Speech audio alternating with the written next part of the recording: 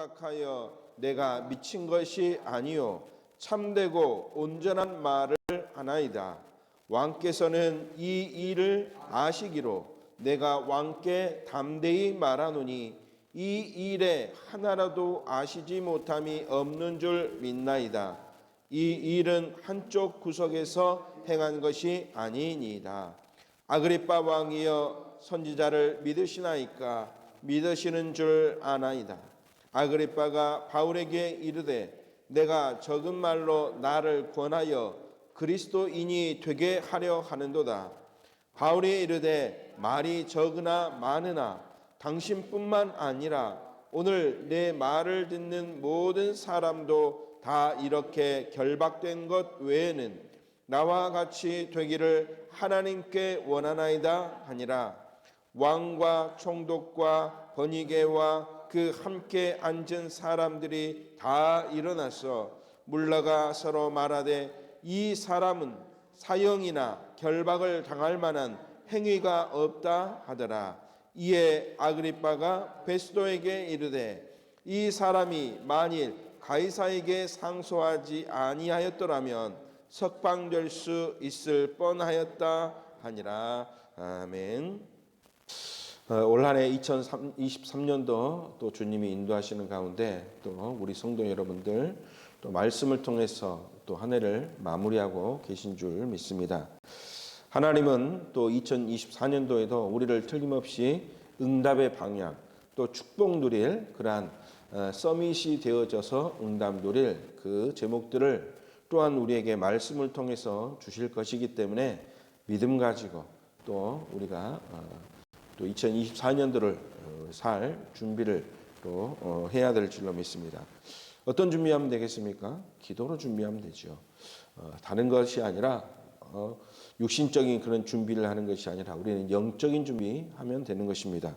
그래서 말씀 붙잡고 하나님이 우리에게 영혼의 응답, 영혼의 축복을 하나님이 주실 줄로 믿습니다. 그 언약을 붙잡고 또 기도할 때 하나님은 또 새해 또 중요한 말씀을 통해서 우리를 인도해 줄 줄로 믿습니다. 오늘 사도행전 26장의 말씀을 가지고 오늘 말씀을 나누겠는데요. 지금 계속해서 이 사도 바울의 우리는 그 전도자의 삶을 우리가 지금 확인하고 있습니다. 지금 핍박 가운데서도 또 어려운 상황 속에서도 사도 바울은 그가 가지고 있는 또 확신하고 있는 이 복음을 모르는 자들과 또 핍박하는 자들에게 정확히 증거하는 것을 볼 수 있습니다. 특별히 지난주에 25장의 말씀을 보았고 또 26장 오늘 말씀을 통해서 오늘 중요한 언약을 발견해야 되겠습니다. 26장은 크게 두 가지 대지로 나눌 수 있습니다. 첫 번째 대지는 26장 1절부터 23절까지의 말씀이죠. 사도 바울이 아그리빠 왕 앞에서 자신을 증명하고 있는 것입니다. 성경에는 뭐라 그랬느냐? 바울이 변명하고 있다. 그렇게 이야기하고 있죠. 재판 받고 있기 때문에 당연히 변명이라는 단어를 썼지만 사도 바울은 이 아그리빠 왕 또 베스도 총독 앞에서 복음을 증거하고 있는 장면이기도 합니다.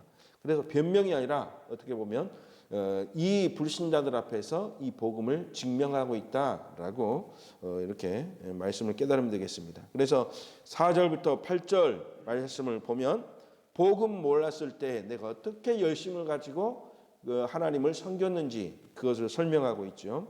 그래서 5절에 보니까 열심을 가지고 그렇게 말씀하고 있습니다. 또 9절에서 18절 보면 복음을 깨닫게 된 과정, 그래서 다메섹에서 하나님을 어떻게 만나게 됐는지 그 과정과 그래서 16절 말씀을 통해서 주신 것처럼 하나님이 이 바울에게 네가 종과 증인의 길을 가게 될 것이다. 그래서 바울이 그 언약을 붙잡은 그 내용을 말하고 있죠. 종과 증인이죠. 그리스도의 종이요 그리스도의 비밀을 말하는 증인. 그리고 19절에서 23절까지 말씀을 이렇게 쭉 읽어보시면 이제는 오직 그리스도 증인의 삶을 어떻게 살았는지 고백하고 있는 말씀의 내용이 나옵니다. 그것이 첫 번째 대지에 바울이 말한 변명의 내용, 즉 증언하는 그런 복음의 내용이죠. 두 번째 대지는 오늘 본문 말씀입니다. 24절에서 32절까지의 말씀이죠. 특히 24절에 바울에게 베스도 총독이 말합니다. 어떻게 말합니까? 바울아, 지금 네가 미쳤구나. 그렇게 이야기하죠. 그래서 네가 왜 미쳤느냐? 네가 열심히 공부하고 네가 지금 가지고 있는 그 학문 때문에 그 학문이 너를 미치게 했구나. 그렇게 고백하고 있는 것입니다. 어떻게 보면 이 24절에서 32절 말씀의 내용이 이것에 기반한 말씀이죠. 네가 미쳤기 때문에 이렇게 할 수밖에 없다. 그래서 오늘 말씀의 제목을 뭐라고 잡았느냐? 비정상과 비정상이라는 제목으로 말씀을 붙잡았습니다. 한마디로 말하면 미쳤다라고 하는 표현은 어떤 때 씁니까? 정상이 아니라 비정상일 때. 그렇죠? 인간이 당연히 정상적인 삶을, 인간다운 삶을 살아야 되는데 그런 삶을 살지 못할 때 비정상이다. 곧 우리가 속된 표현으로 미쳤다라고 하는 표현을 쓰죠. 그래서 오늘 아침에 이윤주 사모님이 이 표현이 너무 과격한 표현 아니냐, 그렇게 표현을 하더라고요. 그러나 우리가 복음 안에서 우리가 정확히 현장을 볼 때 어떤 현장이 정상인 현장, 또 어떤 사람이 비정상인가, 이것을 정확히 볼 수 있는 눈이 회복되어야 되겠습니다. 그래서 우리가 보아야 될 것 무엇이냐? 복음의 눈으로 보는 것. 그래서 복음의 눈으로 볼 때 무엇이 정상인가, 그리고 무엇이 비정상인가 볼 수 있는 눈이 열려야 된다는 것이죠. 자, 오늘 베스도 총독이 나오고 또 아그리빠 왕이 나옵니다. 이 두 사람은 어떤 사람입니까? 세상적으로 말하면 굉장한 지식인이고 또 권력을 잡은 사람들이죠. 흔히 말하는, 우리가 말하는 VIP라고 할 수 있지 않습니까? 매우 중요한 사람, very important person 아닙니까? 매우 상위권에 위치해 있고 중요한 사람, 그러죠. 자, 그런 반면에 바울은 지금 어떤 상태에 있습니까? 세상 기준으로 보면 바울은 어떤 상태에 있느냐? 베스도가 말한 것처럼 미친 자라고 할 수 있는 그런 삶을 살고 있는 자죠. 바울의 배경이 얼마나 좋습니까? 그러죠. 정통 유대인, 그런데 로마 시민권자. 대부분의 로마 시민권자들을, 그 로마 시민권을 얻은 사람은 돈으로 사서 이렇게 로마 시민권을 얻었는데, 이 바울은 태어날 때부터 로마인, 그러죠. 그리고 또 학문적으로도 굉장히 수준 높았고, 그렇기 때문에 지식과 학벌과 배경이 얼마나 좋았습니까? 그런데 바울은 이 모든 것들을 성경에 보니까 배설물로 여겼다. 그 말은 곧 뭐란 말입니까? 모두 다 버려두고 이단이라고 하는 누구를 쫓아갔습니까? 예수 그리스도를 쫓았고, 또 이 예수 그리스도의 이름을 증거했고, 어느 정도로 증거했느냐? 모욕과 핍박을 당해도, 또 죽을 만큼 돌에 맞아도 바울은 무엇을 증거했습니까? 예수 그리스도의 복음을 증거한 것이죠. 세상 기준으로 하면 바울은 어떤 자입니까? 미친 자이죠. 우리 우리 다락방을 하면서 우리 김영 성도님이 그랬죠. 요즘에 친구들 만나고 그러면 네가 지금 예수에 미쳐가지고, 그렇게 이야기를 하신 것을 이렇게 말씀을 하시더라고요. 네가 예수 그리스도를 잘 믿고 복음 안에서 볼 때 정상적인 삶을 하고 있으면 세상 사람들은 어떻게 봅니까? 나를 예수의 미친 자. 꼭 누가 고백하는 것처럼, 오늘 베스도가 고백한 것처럼 그런 이야기를 듣는 것이죠. 어떻게 보면 이것은 정상입니까? 비정상입니까? 정상이다라고 생각을 하시면 됩니다. 세상 기준으로 보면 무엇이 정상이고 무엇이 비정상인가? 세상 기준으로 보면 베스도, 아그리빠, 유대인들이 정상입니다. 그렇죠? 그리고 누가 지금 비정상입니까? 바울이 비정상이죠. 올바르게 인간다운 삶을 살아야 되는데 그것은 내팽개쳐 두고 오직 그리스도만 전하는데 거의 막 자기 생업도 자기의 배경도 다 버려두고 이렇게 하니까 미친 것이죠. 그런데 하나님의 기준으로 볼 때 바울은 정상입니까? 비정상입니까? 지극히 정상이다. 세상 기준은 왜 비정상이 될 수밖에 없습니까? 세상은 누가 왕노릇하는 현장입니까? 에베소서 2장 2절 뭐라 그랬습니까? 공중의 권세 잡은 자 그랬습니다. 누가 지금 공중의 권세를 잡고 있습니까? 사단이라고 하는 이 마귀가 공중의 권세를 잡고 모든 사람이 세상의 풍조를 따르도록 세상의 풍속을 따르도록 우리가 말하는 도덕, 윤리, 상식 그것을 따르도록 그것으로 볼 때 바울은 대단히 비정상이요 미쳤다고 말을 들을 수밖에 없는 것이죠. 그런데 기억할 것은 요한복음 12장 31절에 뭐라 그랬느냐? 하나님은 그리스도를 통해서 모든 문제 해결하시고 부활하셔서 하늘로 올라가셨는데 그 예수님이 재림하셔서 이 세상을 심판하실 때에 세상 임금은 어떻게 될 것이냐? 쫓겨날 수밖에 없다. 그랬죠. 공중의 권세 잡은 자는 예수님의 심판의 때에 심판받고 쫓겨날 것이다. 그렇기 때문에 우리는 이 세상 풍조를 따라가는 것이 실패의 길로 가는 것이고 결국 비정상을 쫓아가는 것과 같다라고 우리가 말씀을 이렇게 볼 수가 있는 것이죠. 그래서 히브리서 3장 10절에는 이렇게 말씀했습니다. 그러므로 내가 이 세대에게 노하여 이르기를 그들이 항상 마음이 어떻게 되느냐? 세상 사람들의 모든 마음이 미혹이 되어 그랬습니다. 누구에게 미혹되었습니까? 정상을 따르지 않고 비정상을 따르도록 사단이 속이니까 거기에 미혹이 되어서 내 길을 알지 못하는도다 그랬습니다. 길을 알지 못하고 방황할 수밖에 없는 그런 인생 되어질 수밖에 없었다. 복음의 기준으로 보면 누가 정상입니까? 복음 증거하고 복음 따라가는 바울이 정상인 것이죠. 하나님의 손에 잡혀가는 사람들이 정상인 삶을 사는 것입니다. 하나님이 인도하시는 대로 그 인도받는 길을 가는 사람이 정상적인 삶을 산다고 할 수 있는 것이죠. 하나님이 말씀하신 것에 순종해서 그 말씀 따라가는 바울의 삶이 오늘 말씀과는 반대로 정상적인 삶이라는 것이죠.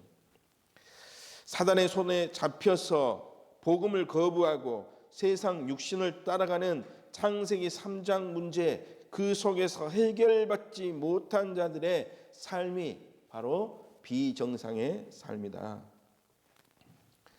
그래서 우리는 기준을 올바르게 세워야 될 줄로 믿습니다. 정상 또 오늘 말씀의 제목처럼 비정상 이것을 말할 때 중요한 것은 무엇입니까? 기준이 중요합니다. 기준. 어떤 기준을 가지고 정상이냐 비정상이냐 말하는가 그것이죠. 그래서 우리는 어디에 기준을 두고 살아가는가? 우리의 기준이 무엇인가? 우리는 결론을 내려야 될 줄로 믿습니다. 복음이 나의 기준이구나. 오직 그리스도가 나의 기준이 되어야 되는구나. 눈이 세 개인 원숭이 마을이 있습니다. 이 마을에서 정상은 누가 정상입니까? 눈이 세 개인 원숭이가 정상입니다. 그렇죠? 기준이 무엇이기 때문입니까? 눈이 세 개, 이게 기준이기 때문에 이것이 정상이 되는 것입니다. 그래서 눈이 세 개인 그 원숭이가 다니는 것이 지극히 정상적인 것이기 때문에 거리를 다니고 이렇게 활보하는 것이죠. 그 활보하는 가운데 눈이 두 개인 원숭이가 걸어가고 있다. 그러면 어쩝니까? 아, 저 원숭이는 장애 원숭이구나. 그렇게 말하는 것이죠. 뭐 장애를 가졌다 이게 비정상이라고 하기는 좀 그렇지만 어쨌든 정상이 아니라는 것입니다. 원숭이 세계에서는 그렇죠. 기준이 무엇이기 때문에 그랬습니까? 눈이 세 개인 것. 그래서 이것이 기준이기 때문에 이것이 합당한가? 이것을 채우지 못했느냐? 이것에 따라서 정상과 비정상이 나눠지는 것이죠. 그래서 우리는 올바른 기준을 가져야 될 줄로 믿습니다. 우리의 기준은 무엇입니까? 오직 복음, 오직 그리스도. 그래서 오늘 첫 번째 살펴볼 것이 우리가 가져야 할 기준이 무엇인가? 바로 복음이 우리의 기준이다. 다시 말해서 결론적으로 말하면 그리스도가 우리의 기준이 되어야 되는구나. 그리스도는 어떤 분입니까? 오직이요, 유일한 비밀 되시고 또 우리에게 완전한 해답과 결론이 되시는 분이 바로 누구십니까? 오직 그리스도입니다. 왜 그렇습니까? 이 땅의 문제는 창세기 3장 문제죠. 그렇죠? 창세기 3장 그 문제 때문에 창세기 6장, 3장, 6장, 11장 곧 나 중심의 삶 속으로 또 물질을 추구하는 삶 속으로 또 성공을 향하여 무엇이 옳든지 그르든지 보지 않고 이 성공을 향하여 달려가는 그러한 모습에 사람들이 빠지게 되었고 사도행전 13장, 16장, 19장 말씀처럼 이제는 세상 문화가 어떤 문화냐? 사단에게 사로잡혀서 흑암과 귀신과 또 우상 문화 속에서 이것이 기준이 되어서 이것을 하는 것이 정상인 것처럼 그렇기 때문에 인간은 어떤 상태 속에 빠질 수밖에 없습니까? 6가지 재앙받을 상태, 그 상태 속에 빠져서 재앙받는 줄도 모르고 또 미래도 모르고 마치 죽을 줄 모르고 불 속으로 뛰어나는 불나방처럼 그러한 삶을 살고 있다는 것이죠. 이러한 삶은 누가 기준이 된 삶입니까? 바로 사단이 기준이 된 삶을 사는 것이죠. 그렇기 때문에 우리는 어떤 기준을 가져야 됩니까? 창세기 3장 문제를 해결하려고 하나님이 누구를 보내셨느냐? 그리스도를 보내주셨고 하나님은 우리를 그 그리스도를 우리 삶에 무엇으로 삼게 하셨느냐? 기준으로 삼으셨다 그런 것이죠. 즉 복음 그리스도가 기준이 되는 것, 이 기준이 된 것 때문에 우리는 사단의 손에서 해방되었고 해방된 우리에게 성삼위 하나님이 역사하셔서 인도하셨고 또 보좌의 축복을 누리는 삶을 누릴 수 있도록 하나님이 인도하셨다. 그렇기 때문에 우리가 가져야 될 기준이 무엇이냐?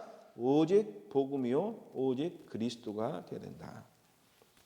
그래서 이 오직 그리스도 또 오직 복음이 기준이 되어지면 세상 것과는 다르게 삶이 보여지게 되는 것이죠. 방향이 보여지는 것입니다.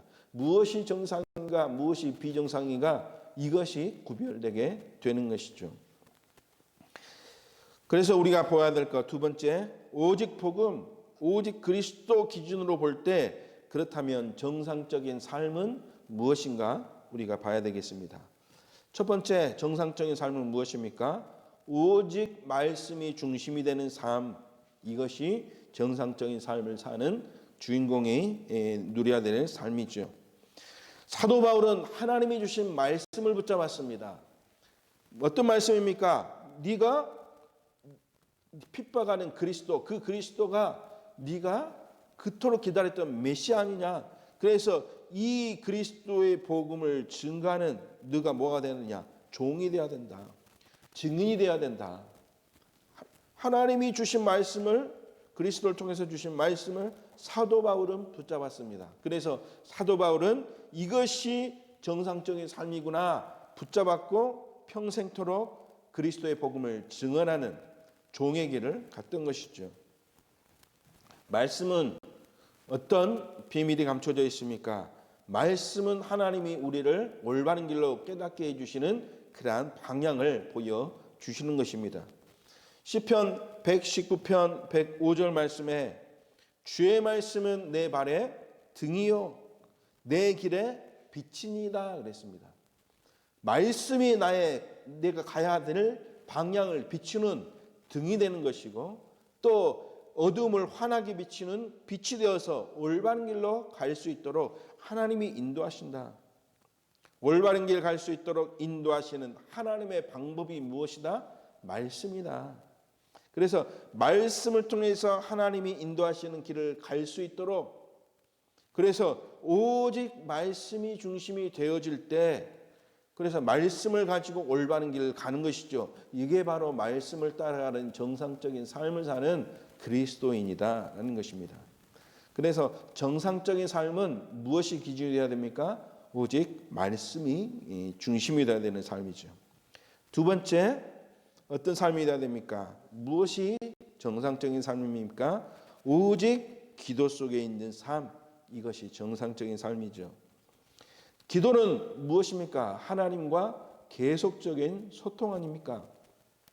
그래서 우리에게 주신 언약이, 또 올 한 해 우리에게 주신 언약이, 또 내년에 우리에게 주실 언약이 24, 25, 영원. 그렇죠? 이 축복을 우리가 어떻게 누릴 수 있습니까? 기도, 오직 기도로. 하나님이 주신 오직 기도로 24 축복을, 하나님이 주신 이 그리스도의 비밀을 날마다 기도 속에서 누릴 때 우리의 능력을 뛰어넘는 하나님의 능력이 임하는 25의 축복을, 그리고 한 번도 가보지 않았지만 오직 우리가 말씀과 기도 속에 있으면 영혼의 축복을 누릴 수 있는 응답이 오게 되는데, 무엇을 통해서요? 오직 기도. 그랬습니다. 마태복음 6장 33절에 뭐라 그랬습니까? 너희는 먼저 그의 나라와 그의 의를 구하라. 우리가 기도할 때 무엇을 위해서 기도해야 되느냐? 그의 나라, 그의 의, 이것 구하라. 그리하면 우리의 모든 것 아시는 하나님이 이 모든 것을 너희에게 더하여 주실 것이다. 24, 25 영혼의 축복을 누릴 수 있도록 하나님이 역사하실 것이라는 말이죠. 오직 복음, 오직 그리스도의 기준으로 기도를 통해 우리가 세워야 될 하나님의 나라, 그리고 그의 나라를 증거하는, 그의 의를 이루는 전도와 선교 속에 있는 삶, 그 삶으로 우리가 인도받게 되는 것입니다. 세 번째, 어떤 것이 정상적인 삶입니까? 오직 전도 속에 있는, 즉 오직 전도자의 삶을 누리는 것, 이것이 가장 정상적인 삶이다라는 것이죠. 하나님이 세상을 살리는 방법이 무엇입니까? 오직 전도. 마가복음 3장 14절에 하나님은 이 전도를 가르치기 위하여 누구를 부르셨습니까? 12제자를 부르셔서 12제자로 세우셨습니다. 그러면서 현장에 보내사 무엇도 하며 그랬습니까? 전도도 하며 그랬습니다. 세상 살리는 방법이 이 방법밖에 없기 때문에 하나님은 12제자를 세우셔서 현장에서 전도하도록 하셨다는 것이죠. 마가복음 1장 18절에도 예수님이 이 땅에 오신 이유를 말했습니다. 뭐라 그랬습니까? 내가 현장에 가서 이 복음을 증거하는 전도 축복, 즉 전도하리니 예수님이 내가 이것 때문에 왔다라고 분명히 말씀하고 있죠. 왜? 세상 살리는 방법이 이것밖에 없기 때문에 내가 세상을 살리기 위해서, 내가 이 전도의 비밀을 증거하기 위해서 왔다, 그 말이죠. 부활 메시지의 핵심 내용은 무엇입니까? 온 천하에 가라, 만민에게 가라, 그리고 땅 끝까지 가라. 왜 가야 됩니까?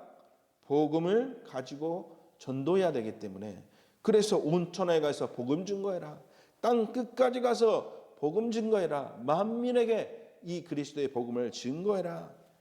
세상 살리는 방법이 오직 전도 속에 있기 때문이죠. 그래서 고린도전서 1장 21절에 하나님이 이 세상을 구원하는 비밀이 무엇 속에 있다고 그랬습니까? 전도밖에 없다. 그래서 세상 사람들이 말하는 전도에 미련한 것으로 그랬습니다. 세상 사람들이 볼 때는, 세상 기준으로 볼 때는 전도라는 방법이 어떻게 보입니까? 미련하고, 오늘 베스도 총독이 말한 것처럼 미친놈처럼, 미쳤다라고 하는 것처럼 그렇게 보이지만, 하나님은 그 방법을 가지고 세상을 살리겠다는 것이죠. 그것이 바로 하나님이 기준이요, 이것이 정상적인 세상 살리는 방법. 그래서 이것을 우리가 깨닫고 누려야 될 줄로 믿습니다. 세 번째, 그렇다면 정상적인 삶을 살면 하나님이 가야 할 길을 어떻게 하십니까? 올바른 방향으로 가야 될 길을 인도하신다. 그러면 우리를 하나님은 어떻게 인도하시느냐? 어떻게 인도하십니까? 하나님은 플랫폼을 통해서 올바른 치유가 일어나도록, 또 파수망대를 통해서 온 천하에 빛을 비추도록, 안테나의 축복을 통해서 하나님과 서로 소통하고 세상과 소통해서 올바른 복음이 증거되도록 하는 그 길로 우리를 하나님이 인도하신다. 그렇기 때문에 우리는 어떤 삶을 살아야 됩니까? 플랫폼의 삶을 살아야 되죠. 망대 세우는 파수망대의 주역이 되는 삶을 살아야 되는 것입니다. 하나님이 안테나의 축복을 누릴 수 있도록 하나님이 하시기 때문에 이렇게 살아야 되지만 우리 힘으로 할 수 없죠. 하나님이 할 수 있도록 나에게 힘을 달라고, 그래서 우리가 기도하는 삶을 누려야 될 줄로 믿습니다. 두 번째 무엇입니까? 하나님은 어떤 방향으로 우리를 인도하십니까? 7 망대를 세우고 또 7 여정을 가며 무엇을 따라서요? 7 이정표를 따라서 갈 수 있는 그러한 삶을 살 수 있도록. 그리고 세 번째로 이제는 하나님이 인도하십니다. 어떻게 인도하십니까? 올인해야 될 목표도 하나님은 우리에게 보여주십니다. 우리는 어디에 지금 올인해야 됩니까? 우리의 미래가 있는 현장, 아이들의 뜰, 그리고 우리가 가야 할 237과 5천 종족, 이방인의 뜰, 그러죠? 그리고 놓쳐버린 것을 회복할 수 있는 기도의 뜰, 그 기도의 비밀 속으로 들어가는 것, 즉 삶뜰의 주인공으로 쓰임받아야 될 올바른 방향과 목표를 하나님이 보여주신다. 이 삶을 사는 것이 어떤 삶입니까? 정상적인 삶이다. 말씀을 마무리하도록 하겠습니다. 지금 이 시대는 비정상이 정상이 되어졌고 정상이 비정상이 되는 그러한 시대이고 우리는 그 시대를 살고 있습니다. 2000년이 지났지만 2000년 전에 사도 바울이 비정상이 정상이 되고 정상이 비정상이 되는 그러한 시대 속에서 사도 바울은 어떤 소리를 들었습니까? 네가 지금 미쳤구나. 네가 지금 삶이 비정상이다 라고 하는 그런 이야기를 들었죠. 그래서 이러한 시대이구나 라고 하는 것을 깨닫지 못하면 어떻게 됩니까? 우리는 늘 염려, 불안 속에 있을 수밖에 없습니다. 왜? 내가 사는 것이 정상이냐 비정상이냐 알 수 없기 때문에 그러죠. 기준이 모호하면 그렇게 될 수밖에 없죠. 그러나 하나님이 주신 언약, 정확한 언약 속에서 이러한 오직 그리스도의 기준을 우리가 내리게 되면 정복할 현장이 보이고, 그렇기 때문에 올바른 그런 삶이 무엇인지 깨닫고, 그러기 때문에 두려움과 염려가 없어질 수밖에 없습니다. 그러면 우리는 어떤 삶을 살 수밖에 없습니까? 하나님이 인도하시는 삶을 살 수밖에 없죠.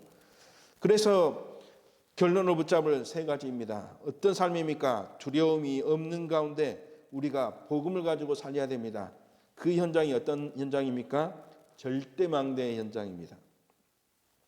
세상 살리고 시대 살릴 그러한 교회와 제자들이 이제는 현장에 망대를 세우는 그러한 삶을 누리는 것, 그것이 두려움 없이 하나님이 원하시는 그러한 정상적인 삶을 누리는 자가 세워야 될 응답의 내용이지요.